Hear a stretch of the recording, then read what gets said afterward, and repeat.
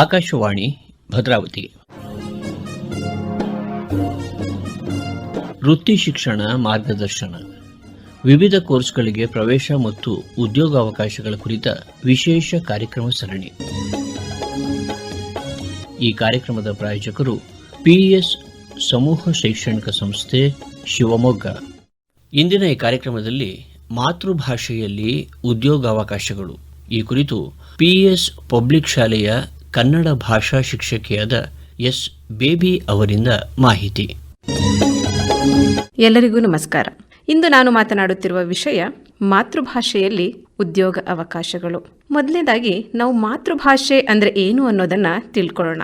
ಮಾತೃಭಾಷೆ ಎಂಬುದು ವ್ಯಕ್ತಿಯು ಹುಟ್ಟುವಾಗ ಅಥವಾ ಬಾಲ್ಯದಲ್ಲಿ ತನ್ನ ತಂದೆ ತಾಯಿಯಿಂದ ಹಾಗೂ ಕುಟುಂಬದವರಿಂದ ಕಲಿತ ಭಾಷೆಯೇ ಮಾತೃಭಾಷೆ. ಇದು ವ್ಯಕ್ತಿಯ ಗುರುತು, ಸಂಸ್ಕೃತಿ ಮತ್ತು ಪರಂಪರೆಯ ಪ್ರತೀಕವಾಗಿದೆ. ಭಾಷೆಗಳು ಮನುಜರನ್ನು ಬೆಸೆಯುವ, ಹೆಣೆಯುವ, ಒಂದುಗೂಡಿಸುವ ಎರಕವಾಗಿದೆ.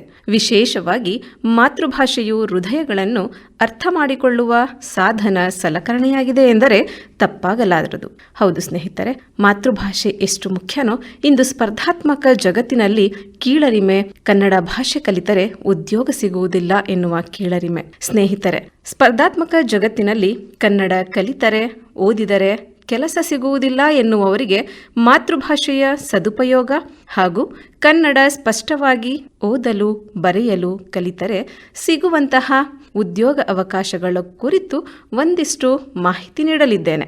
ನೀವೆಲ್ಲ ಕೇಳಿರುವ ಪ್ರಸಿದ್ಧ ನಾಣ್ಣುಡಿ, ಜಾಗತಿಕವಾಗಿ ಯೋಚಿಸಿ, ಸ್ಥಳೀಯವಾಗಿ ವರ್ತಿಸಿ, ಥಿಂಕ್ ಗ್ಲೋಬಲಿ, ಆಕ್ಟ್ ಲೋಕಲಿ ಎನ್ನುವಂತೆ ಸ್ನೇಹಿತರೆ, ನಮ್ಮ ಸುತ್ತಲ ಜಗತ್ತನ್ನು ಪರಿಗಣನೆಗೆ ತೆಗೆದುಕೊಂಡಾಗ ಸ್ಥಳೀಯ ಭಾಷೆ ಜಾಗತಿಕ ಮಟ್ಟದಲ್ಲಿ ಎಷ್ಟು ಪ್ರಮುಖವಾಗಿದೆ ಎಂಬುದು ಅರ್ಥವಾಗುತ್ತಿದೆ. ಇಂದು ಸ್ಥಳೀಯ ಭಾಷೆ ನಿರಾಕರಿಸಿ ನಿರುದ್ಯೋಗಿಗಳಾಗಿರುವವರನ್ನೂ ನಾವು ಸುತ್ತಲೂ ಕಾಣುತ್ತಿರುತ್ತೇವೆ. ಇಂದಿಗೂ ಕೂಡ ಮುಂದುವರೆದ ರಾಷ್ಟ್ರಗಳಾದ ಜರ್ಮನಿ, ಜಪಾನ್, ದಕ್ಷಿಣ ಕೊರಿಯಾ, ರಷ್ಯಾ, ಇಸ್ರೇಲ್ನಂತಹ ರಾಷ್ಟ್ರಗಳಲ್ಲಿ ಎಲ್ಲ ತರಹದ ಶಿಕ್ಷಣವನ್ನು ಮಾತೃಭಾಷೆಯಲ್ಲಿ ನೀಡುತ್ತಿರುವ ಪರಿಣಾಮವಾಗಿ ಇಂದಿಗೂ ಈ ರಾಷ್ಟ್ರಗಳು ಜಗತ್ತಿನಲ್ಲಿ ಮುಂಚೂಣಿಯಲ್ಲಿದ್ದಾವೆ ಎಂದರೆ ಅತಿಶಯೋಕ್ತಿಯಾಗಲಾರದು. ಭಾಷೆಯಲ್ಲಿ ಕೀಳರಿಮೆ ಬೇಡ. ಕರ್ನಾಟಕದಲ್ಲಿ ಅಥವಾ ಭಾರತದಲ್ಲಿ ಅಡುಗೆ ಮನೆಗೆ ಸೀಮಿತವಾಗಿರುವ ಮಾತೃಭಾಷೆ ಇಂದು ಜಾಗತಿಕ ಮಟ್ಟದಲ್ಲಿ ಮುಂಚೂಣಿಯಲ್ಲಿರುವುದನ್ನು ನಾವು ಗಮನದಲ್ಲಿಡಬೇಕಾಗಿದೆ. ಮುಂದುವರೆದ ರಾಷ್ಟ್ರಗಳಾದ ಅಮೆರಿಕ, ದುಬೈಗಳಲ್ಲಿ ಕನ್ನಡ, ಸಂಸ್ಕೃತವನ್ನು ಹೆಚ್ಚಾಗಿ ಬಳಸುತ್ತಿರುವುದನ್ನು ನಾವು ಕಾಣುತ್ತಿರುತ್ತೇವೆ ಸ್ನೇಹಿತರೆ. ಹಾಗಾದರೆ ನಾವು ಸ್ಥಳೀಯರು ಅಂಥೇಳಿ ಯಾರನ್ನ ಕರಿತೀವಿ? ಬರೀ ಕರ್ನಾಟಕದಲ್ಲಿ ಹುಟ್ಟಿರೋರು ಮಾತ್ರ ಸ್ಥಳೀಯರ ಅಥವಾ ಕನ್ನಡಿಗರ? ಇಲ್ಲ ಸ್ನೇಹಿತರೆ, ಕರ್ನಾಟಕದಲ್ಲಿಯೇ ಹುಟ್ಟಿದವರು ಅಥವಾ ಕರ್ನಾಟಕದಲ್ಲಿ 15 ವರ್ಷದಿಂದ ವಾಸಿಸುತ್ತಿರುವವರಿಗೆ ನಾವು ಕನ್ನಡ ಓದಲು, ಬರೆಯಲು, ಮಾತನಾಡಲು ಬರುವವರಿಗೆ ನೋಡಲ್ ಏಜೆನ್ಸಿ ನಡೆಸುವ ಕನ್ನಡ ಪರೀಕ್ಷೆಯಲ್ಲಿ ಪಾಸಾದವರನ್ನು ಸ್ಥಳೀಯರು ಎಂದು ಕರ್ನಾಟಕದಲ್ಲಿ ಪರಿಗಣಿಸಲಾಗುತ್ತಿದೆ. ಇವರಿಗೆ ಮ್ಯಾನೇಜ್ಮೆಂಟ್ಗಳಲ್ಲಿ ಸೂಪರ್ವೈಸರ್, ಮ್ಯಾನೇಜರ್, ಟೆಕ್ನಿಕಲ್, ಆಪರೇಷನಲ್ ಹಲವಾರು ಆಡಳಿತ ಸೇರಿ ಉನ್ನತ ಹುದ್ದೆಗಳಲ್ಲಿ 50% ಉದ್ಯೋಗವನ್ನು ಸ್ಥಳೀಯರಿಗೆ ಮೀಸಲಿಡಲಾಗ್ತಾ ಇದೆ. ಇನ್ನು ನಾನ್ ಮ್ಯಾನೇಜ್ಮೆಂಟ್ಗಳಲ್ಲಿ ಕ್ಲರ್ಕ್ಗಳು, ಕೌಶಲರಹಿತ, ಅರೆಕೌಶಲ, ಗುತ್ತಿಗೆ ನೌಕರ ಹಾಗೂ IT ಹುದ್ದೆಗಳಲ್ಲಿಯೂ 75% ಮೀಸಲು ಸ್ಥಳೀಯರಿಗಾಗಿಯೇ ನೀಡುವ ವಿಧೇಯಕ ಇದಾಗಿದೆ ಸ್ನೇಹಿತರೆ.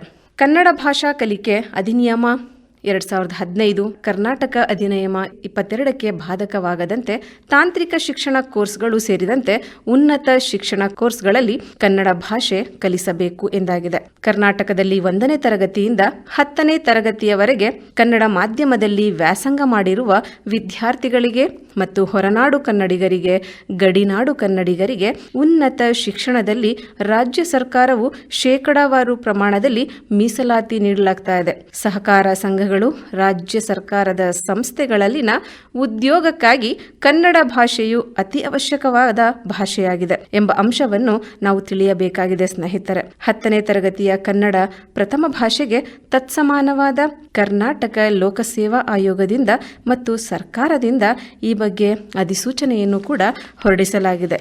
ಹಾಗಿದ್ರೆ ನಮ್ಮ ಕರ್ನಾಟಕದಲ್ಲಿ ಯಾವ ಯಾವ ರೀತಿಯ ಹುದ್ದೆಗಳು ನಮಗಾಗಿ ಇವೆ ಅನ್ನೋದನ್ನ ನೋಡ್ತಾ ಹೋಗೋಣ ಸ್ನೇಹಿತರೆ. ಮೊದಲನೇದಾಗಿ ನಾವು 10ನೇ ತರಗತಿ ಪಾಸಾದವರು ಹಾಗೂ PUC ಪಾಸಾದವರಿಗೆ ಸಿಗುವಂತಹ ಉದ್ಯೋಗಗಳ ಬಗ್ಗೆ ನೋಡ್ತಾ ಹೋಗೋಣ. ಮೊದಲನೇದಾಗಿ ನಾವು ನೋಡಿದಾಗ STA FDA ಹುದ್ದೆಗಳು. ಯಾವುದೇ ಮಾನ್ಯತೆ ಪಡೆದ ಮಂಡಳಿಯಿಂದ ಲಿಖಿತ ಪರೀಕ್ಷೆ ಹಾಗೂ ದಾಖಲೆ ಪರಿಶೀಲನೆ ಹಾಗೂ ನೇರ ನೇಮಕಾತಿಗಳ ಮೂಲಕ ಇಲ್ಲಿ ಆಯ್ಕೆ ಪ್ರಕ್ರಿಯೆ ನಡೆಯಲಾಗುತ್ತದೆ ಸ್ನೇಹಿತರೆ. ಅನೇಕ ಸರ್ಕಾರಿ ಹುದ್ದೆಗಳಿಗೆ, ಅರೆ ಸರ್ಕಾರಿ ಹುದ್ದೆಗಳಿಗೆ ಹಾಗೂ ನಮ್ಮ ರಾಜ್ಯದಲ್ಲಿ ಕನ್ನಡ ಕಲಿತವರಿಗೆ ಹಲವಾರು ಉದ್ಯೋಗ ಅವಕಾಶಗಳಿವೆ. ದ್ವಿತೀಯ PUC ಹೊಂದಿದರೆ ಸಾಕು, ಡಿಗ್ರಿ ಹೊಂದಿದರೆ ಸಾಕು, ಸ್ಥಳೀಯರಿಗೆ ಮೊದಲ ಆದ್ಯತೆಯನ್ನು ನೀಡಲಾಗುತ್ತಿದೆ. ಗ್ರಾಮ ಪಂಚಾಯಿತಿ, ಪಟ್ಟಣ ಪಂಚಾಯಿತಿ, ನಗರ ಸಭೆಗಳಲ್ಲಿ, ಮುನ್ಸಿಪಲ್ ಆಫೀಸ್ಗಳಲ್ಲಿ ಹಲವಾರು ಉದ್ಯೋಗಗಳನ್ನು ಪಡೆಯಬಹುದಾಗಿದೆ ಸ್ನೇಹಿತರೆ.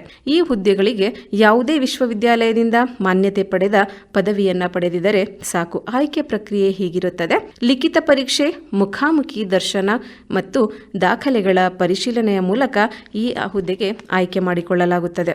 ರಾಜ್ಯ ಸರ್ಕಾರದ ಪ್ರಥಮ ದರ್ಜೆ ಸಹಾಯಕರ ಹುದ್ದೆಗೆ ಅರ್ಜಿ ಸಲ್ಲಿಸುವವರು ದ್ವಿತೀಯ PUC ಹಾಗೂ ಮಾನ್ಯತೆ ಪಡೆದ ಯಾವುದೇ ವಿಶ್ವವಿದ್ಯಾಲಯದಿಂದ ಪದವಿ ಪಡೆದರೆ ಈ ಹುದ್ದೆಗೆ ಅರ್ಹರಾಗುತ್ತಾರೆ. ಈ ಹುದ್ದೆಯು ಲಿಖಿತ ಪರೀಕ್ಷೆ ಹಾಗೂ ಸಂದರ್ಶನದ ಮೂಲಕ ಆಯ್ಕೆ ಪ್ರಕ್ರಿಯೆ ನಡೆಸಲಾಗುವುದು. ಈ ಹುದ್ದೆಯು 2 ಪತ್ರಿಕೆಗಳ ಪರೀಕ್ಷೆಯನ್ನು ಒಳಗೊಂಡಿರುತ್ತದೆ. ಪೂರ್ಣವಾಗಿ ಕನ್ನಡ ಭಾಷೆಯನ್ನು ಒಳಗೊಂಡಿರುತ್ತದೆ. ಹಾಗಿದ್ರೆ ಏನೆಲ್ಲ ಇರುತ್ತೆ ಈ ಕನ್ನಡ ಭಾಷೆಯಲ್ಲಿ ಎಂದು ನೋಡಿದಾಗ, ಕನ್ನಡ ಭಾಷೆಯ ಕುರಿತು ವ್ಯಾಕರಣ, ತಪ್ಪಾದ ಬರವಣಿಗೆಯನ್ನು ಸರಿಪಡಿಸುವ ಕ್ರಮ, ವಾಕ್ಯ ಜೋಡಣೆ, ಪ್ರಸಿದ್ಧ ಕವಿಗಳ ಹೆಸರು, ಕಾವ್ಯನಾಮಗಳು ಈ ಕುರಿತು ಒಳಗೊಂಡಿರುತ್ತವೆ. ಅಭ್ಯರ್ಥಿಗಳು ಕನ್ನಡ ವಿಷಯದಲ್ಲಿ ಅತಿ ಹೆಚ್ಚು ಅಂಕ ಗಳಿಸಲು ಸಹಾಯಕವಾಗಿದೆ. ಅಷ್ಟೇ ಅಲ್ಲ ಸ್ನೇಹಿತರೆ, ನಮ್ಮ ಕರ್ನಾಟಕ ಗೆಜೆಟೆಡ್ ಪ್ರೊಬೇಷನರಿ ಹುದ್ದೆಗೆ ಕರ್ನಾಟಕ ನಾಗರಿಕ ಸೇವೆ ಅಂತ ಏನು ಹೇಳ್ತೀವಲ್ವಾ, KS ಹುದ್ದೆಗೂ ಕೂಡ ನಾವು ಕನ್ನಡ ಓದಲು ಬರೆಯಲು ಬಂದವರು ಇಂದು ಎಷ್ಟು ಜನ ಉದ್ಯೋಗವನ್ನು ಪಡೆದುಕೊಂಡಿರುವುದನ್ನು ನಾವು ನೋಡ್ತಾ ಹೋಗ್ತೇವೆ. ಪ್ರತಿ ವರ್ಷ ನವೆಂಬರ್ ಹಾಗೂ ಡಿಸೆಂಬರ್ ತಿಂಗಳಿನಲ್ಲಿ ಅಧಿಸೂಚನೆ ಹೊರಡಿಸಿ ಅರ್ಜಿಯನ್ನು ಆಹ್ವಾನಿಸಲಾಗುತ್ತದೆ. ಇದು 3 ಹಂತದ ಪರೀಕ್ಷೆಗಳನ್ನು ನಡೆಸಲಾಗುತ್ತದೆ. ಮೊದಲನೇದಾಗಿ ಪೂರ್ವಭಾವಿ, ಎರಡನೇದಾಗಿ ಮುಖ್ಯ ಪರೀಕ್ಷೆ, ಮೂರನೇದಾಗಿ ಮೌಖಿಕ ಪರೀಕ್ಷೆ. ಎಷ್ಟು ಅಭ್ಯರ್ಥಿಗಳು ಕನ್ನಡದಲ್ಲಿಯೇ ಪರೀಕ್ಷೆಯನ್ನು ಬರೆದು KS ಅಧಿಕಾರಿಗಳಾಗಿರುವವರನ್ನ ನಾವು ನೋಡ್ತಾ ಹೋಗ್ತೇವೆ. ಮೊದಲನೇದಾಗಿ ಪೂರ್ವ ಪರೀಕ್ಷೆಯಲ್ಲಿ ಅಭ್ಯರ್ಥಿಗಳು 2 ಪ್ರಶ್ನೆ ಪತ್ರಿಕೆಗೆ ಉತ್ತರಿಸಬೇಕಾಗಿದೆ. ಈ 2 ಪತ್ರಿಕೆಗಳಲ್ಲಿ ವಸ್ತುನಿಷ್ಠ ಮಾದರಿಯ ಮತ್ತು ನಿಗದಿತ ಪಠ್ಯಕ್ರಮಕ್ಕೆ ಅನುಸಾರವಾಗಿ ಪೂರ್ವ ಪರೀಕ್ಷೆಯನ್ನ ನಡೆಸಲಾಗುತ್ತದೆ. ಮುಖ್ಯ ಪರೀಕ್ಷೆಯಲ್ಲಿ ಅರ್ಹತಾ ಪರೀಕ್ಷೆಗೆ ಕಡ್ಡಾಯ ಕನ್ನಡ ಮತ್ತು ಇಂಗ್ಲಿಷ್, ಸಾಮಾನ್ಯ ಅಧ್ಯಯನ, ಪ್ರಬಂಧ, ಲೇಖನ ಸೇರಿದಂತೆ ಒಟ್ಟು 4 ಪ್ರಶ್ನೆ ಪತ್ರಿಕೆಗಳಿಗೆ ಉತ್ತರಿಸಬೇಕಾಗಿದೆ. ಅಭ್ಯರ್ಥಿಗಳು ಈ ಪತ್ರಿಕೆಯಲ್ಲಿ ಅತ್ಯುತ್ತಮ ಅಂಕ ಗಳಿಸಿದರೆ 2ನೇ ಹಂತದ ಪರೀಕ್ಷೆಯಲ್ಲಿ ಸಫಲರಾಗುತ್ತಾರೆ. ಇಲ್ಲಿ ಕಡ್ಡಾಯ ಕನ್ನಡ ಹಾಗೂ ಕನ್ನಡ ಭಾಷೆಯಲ್ಲಿ 35% ಅರ್ಹತೆ ಗಳಿಸಿದರೆ ಆಯ್ಕೆ ಪಟ್ಟಿಯಲ್ಲಿ ಸೇರ್ಪಡೆಯಾಗುತ್ತಾರೆ, ಇಲ್ಲದಿದ್ದಲ್ಲಿ ಅನರ್ಹರಾಗುತ್ತಾರೆ. ವಿಶೇಷವಾಗಿ ಕನ್ನಡಿಗರಿಗೆ ಕನ್ನಡ ಭಾಷೆಯಲ್ಲಿ ಬರೆಯಲು ಅವಕಾಶ ಮಾಡಿಕೊಟ್ಟಿರುತ್ತಾರೆ. ಇದೆಲ್ಲವನ್ನ ನೀವು ಪರಿಗಣನೆಗೆ ತೆಗೆದುಕೊಳ್ಳಬೇಕಾಗುತ್ತದೆ. ಅಷ್ಟೇ ಅಲ್ಲ, ಇಂದು ಇನ್ಶೂರೆನ್ಸ್ ಅಡ್ವೈಸರ್ಗಳ ಕಾರ್ಯನಿರ್ವಹಣೆ ಕೂಡ ಕನ್ನಡದಲ್ಲಿ ಸ್ಪಷ್ಟವಾಗಿ ಓದಲು ಬರೆಯಲು ಬರುವವರಿಗೆ ಅವಕಾಶಗಳನ್ನು ನೀಡಲಾಗ್ತಾ ಇದೆ. ಫೈನಾನ್ಷಿಯಲ್ ಪ್ಲಾನರ್ ಅಂತ ಏನು ಹೇಳ್ತೀವಲ್ವಾ, ಜೀವ ವಿಮಾ ಕಂಪನಿಗಳು ಹಲವಾರು ಅವಕಾಶಗಳನ್ನು ನೀಡ್ತಾ ಇದೆ. ಜನರಿಗೆ ಜೀವನದ ಬಗ್ಗೆ ಹಾಗೂ ಲೈಫ್ ಇನ್ಶೂರೆನ್ಸ್ ಬಗ್ಗೆ ಮಾಹಿತಿ ನೀಡಲು ಭಾರತದ ಜೀವ ವಿಮಾ ನಿಯಂತ್ರಣ ಮತ್ತು ಅಭಿವೃದ್ಧಿ ಪ್ರಾಧಿಕಾರವು ದೇಶದಲ್ಲಿ ಕುಟುಂಬಗಳಿಗೆ ಆರ್ಥಿಕ ಭವಿಷ್ಯವನ್ನು ಸುರಕ್ಷಿತವಾಗಿಡಿಸುವ ಉದ್ದೇಶದಿಂದ ಹಲವಾರು ಉದ್ಯೋಗ ಕರುಣಿಸುತ್ತಿದೆ. LIC ಪ್ರತಿನಿಧಿಗಳಾಗಿ ಬಯಸುವವರು ಕನ್ನಡ ಓದಲು ಸ್ಪಷ್ಟವಾಗಿ, ನಿರರ್ಗಳವಾಗಿ ಮಾತನಾಡಲು ಬರಬೇಕು. IRDA ನಡೆಸುವ ಪರೀಕ್ಷೆಯಲ್ಲಿ ಉತ್ತೀರ್ಣರಾದರೆ LIC ಕಚೇರಿಗಳಲ್ಲಿ ಪ್ರತಿನಿಧಿಗಳಾಗಿ ಕಾರ್ಯನಿರ್ವಹಿಸಬಹುದು. ಅಷ್ಟೇ ಅಲ್ಲ, ಯಾವುದಾದರೂ ಪದವಿ ಪಡೆದರೂ ಕೂಡ ಅಭಿವೃದ್ಧಿ ಅಧಿಕಾರಿಗಳಾಗಿ ನಾವು ಕಾರ್ಯವನ್ನ ಮಾಡಬಹುದಾಗಿದೆ ಸ್ನೇಹಿತರೆ. ಸೋಷಿಯಲ್ ಮೀಡಿಯಾ ಆಪರೇಟರ್ ಕನ್ನಡ ಕಡ್ಡಾಯ ಬರುವವರಿಗೆ ಮಾತ್ರ ಈ ಹುದ್ದೆಯು ಗಳಿಸಿಕೊಳ್ಳುತ್ತಾರೆ. ವಿದ್ಯಾರ್ಹತೆ ಕನ್ನಡ ಸ್ಪಷ್ಟವಾಗಿ ತಪ್ಪಿಲ್ಲದೆ ಓದಲು ಬರೆಯಲು ಬರುವವರಿಗೆ ಮಾತ್ರ ಈ ಹುದ್ದೆಯನ್ನು ನೀಡಲಾಗುತ್ತದೆ. ಅವರಿಗೆ ಇರಬೇಕಾದಂತಹ ವಿಶೇಷತೆಗಳು ಏನು ಹಾಗಿದ್ರೆ, ಫೋನ್, ಕಂಪ್ಯೂಟರ್ ಬಳಕೆ ಗೊತ್ತಿರಬೇಕು, ಇನ್ಸ್ಟಾಗ್ರಾಮ್, ರೀಲ್ಸ್, ಶಾರ್ಟ್ಸ್ ಹಾಗೂ ಸೋಷಿಯಲ್ ಮೀಡಿಯಾದಲ್ಲಿ ಅಪ್ಲೈ ಮಾಡುವ ವಿಧಾನವೆಲ್ಲವೂ ಗೊತ್ತಿರಬೇಕು ಸ್ನೇಹಿತರೆ. ನಮಗೆಲ್ಲ ಕನ್ನಡ ಕಲಿತವರಿಗೆ ಹುದ್ದೆಯೇ ಸಿಗೋದಿಲ್ಲ ಎನ್ನುವವರಿಗೆ ಒಂದು ಸಿಹಿ ಸುದ್ದಿಯನ್ನ ಕೇಂದ್ರ ಸರ್ಕಾರವು ಕೂಡ ಈಗ ಬಿಡುಗಡೆ ಮಾಡಿದೆ. ಕೇಂದ್ರ ಸರ್ಕಾರದ ಅಡಿಯಲ್ಲಿ ಉದ್ಯೋಗ ದೊರೆಯುವುದು ಸಾಧ್ಯವಿರಲಿಲ್ಲ. ಆದರೆ ಇಂದು ಕೇಂದ್ರ ಸಿಬ್ಬಂದಿ ಆಯೋಗ ನೇಮಕಾತಿ 2023ರ ಏಪ್ರಿಲ್ನಲ್ಲಿ ಕನ್ನಡದಲ್ಲಿ ಪರೀಕ್ಷೆ ಬರೆಯಲು ಅವಕಾಶವನ್ನ ನೀಡಿದೆ. ಅಷ್ಟೇ ಅಲ್ಲ, ಬ್ಯಾಂಕ್ ಪರೀಕ್ಷೆಗಳಲ್ಲಿ ಕನ್ನಡ. ಇನ್ನು ಮುಂದೆ ಕೇಂದ್ರ ಸರ್ಕಾರ ಕೆಲವೊಂದು ಪರೀಕ್ಷೆಗಳನ್ನು ಕನ್ನಡದಲ್ಲಿಯೇ ಬರೆಯುವ ಅವಕಾಶವನ್ನ ನೀಡುತ್ತಿದೆ. ಶೈಕ್ಷಣಿಕ ಅರ್ಹತೆ ಬಯಸುವ SSC, MTS ಹಾಗೂ ಹವಾಲ್ದಾರ್ ಹುದ್ದೆಗಳಿಗೆ ಇಲ್ಲಿಯವರೆಗೆ ಕನ್ನಡದಲ್ಲಿ ಪರೀಕ್ಷೆ ಬರೆಯುವ ಅವಕಾಶವೇ ಇರಲಿಲ್ಲ. ಇದೇ ಮೊದಲ ಬಾರಿಗೆ ಭಾರತ ಪ್ರಾದೇಶಿಕ ಭಾಷೆಗಳಲ್ಲಿಯೂ ಈ ಪರೀಕ್ಷೆ ಬರೆಯುವ ಅವಕಾಶ ದೊರೆತಂತಾಗಿದೆ ಎಂದು ತಿಳಿಸಲಾಗಿದೆ. Kannada telecaller job Bengaluru. ಇಲ್ಲಿ ಬೆಂಗಳೂರಿನಲ್ಲಿರುವ ಸ್ಥಳೀಯರಿಗೆ ಒಂದು ಸುವರ್ಣಾವಕಾಶನೇ ಅಂತ ಹೇಳ್ಬೋದು. 10ನೇ ತರಗತಿ ಅಥವಾ 12ನೇ ತರಗತಿ ವಿದ್ಯಾರ್ಹತೆ ಹೊಂದಿರುವವರು ಸ್ಪಷ್ಟವಾಗಿ ಮಾತನಾಡಲು, ಓದಲು, ಬರೆಯಲು ಬರುವವರಿಗೆ ಕನ್ನಡ ಟೆಲಿಕಾಲರ್ ಜಾಬ್ ಕೂಡ ಸಿಗ್ತಾ ಇದೆ. ಕರ್ನಾಟಕದಲ್ಲಿ ಅರಣ್ಯ ಇಲಾಖೆಯಲ್ಲಿರುವ ಹಲವಾರು ಹುದ್ದೆಗಳು. ಇಲ್ಲಿಯೂ ಕೂಡ 10ನೇ ತರಗತಿ, 12ನೇ ತರಗತಿ ಅಥವಾ ಪದವಿ ಪಡೆದವರು ಅರ್ಜಿ ಸಲ್ಲಿಸಬಹುದಾಗಿದೆ. SSLC ಅಂಕದ ಆಧಾರದ ಮೇಲೆ, PUCಯಲ್ಲಿ ಗಳಿಸಿದ ಅಂಕದ ಆಧಾರದ ಮೇಲೆ ನೇರ ನೇಮಕಾತಿ ಮಾಡಿಕೊಳ್ಳಲಾಗುವುದು.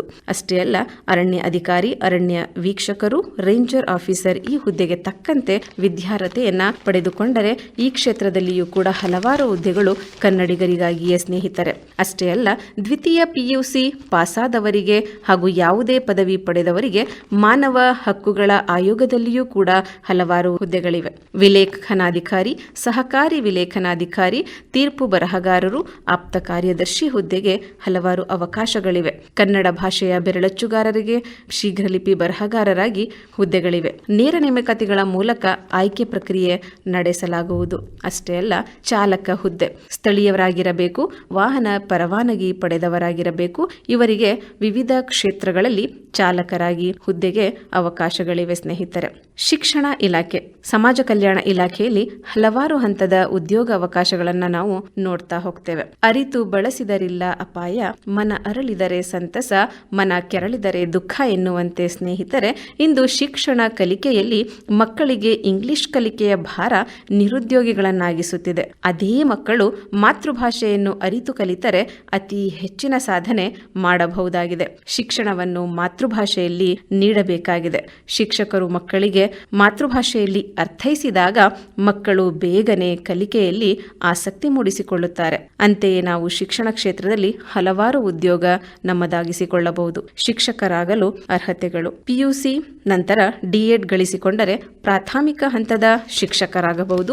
ಪ್ರೌಢಶಾಲಾ ಶಿಕ್ಷಕರಾಗಲು BA, B.Ed ಪದವೀಧರರಾದರೂ ಪ್ರೌಢಶಾಲಾ ಶಿಕ್ಷಕರಾಗಬಹುದು.